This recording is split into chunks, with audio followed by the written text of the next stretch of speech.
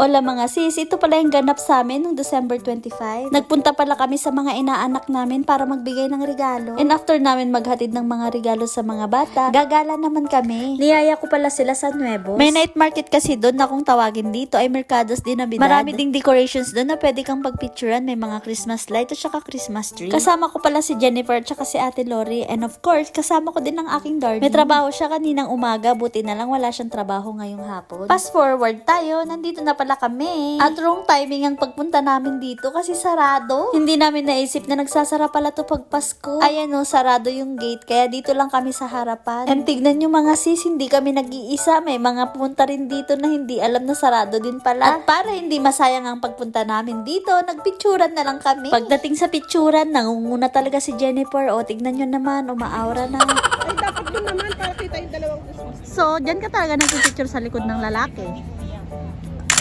Eh di wow. Saan mo pipicturan? Uy, pinagagawa ni Jennifer. Di ba pinagagawa mo dyan? Ito sa ano? Tamang view. Pero maganda dyan. Ito na nga ba yung sinasabi ko, hindi mawawala ang eksenang ganito? Yung todo effort ka sa pagpipicture para lang makakuha ka ng magandang kuha.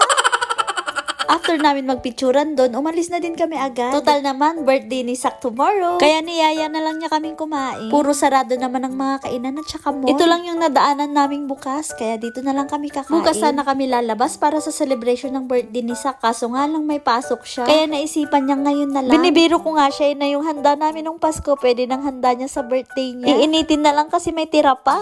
Umorder pala kami ng chicken na may kasamang french fries, 4 na kebab at saka isang kubo ng beer. Yung isang kubo ng beer, 6 na piraso na yun, pero maliliit lang siya. Uy, baka isipin nyo, lasinggera kami ha. Ngayon lang to, pagbigyan nyo na kami. Nagkasundo lang kami para daw masarap ang tulog namin mamaya. Cheers tayo mga sis! Merry Christmas ulit and happy birthday sa aking mahal! Charan! Ayan, mga busog na and then ubos na rin yung mga beer. Uuwi na pala kami kasi gabi na rin at saka may pasok pa yung dalawa, si Jennifer at saka si Sa. Hindi ko na sana ibo-voice over tong last part ng video. Kaya nagdadaldal ako dyan sa video. Pero bulol-bulol naman mga sis. Salamat sa panonood. Hanggang sa muli!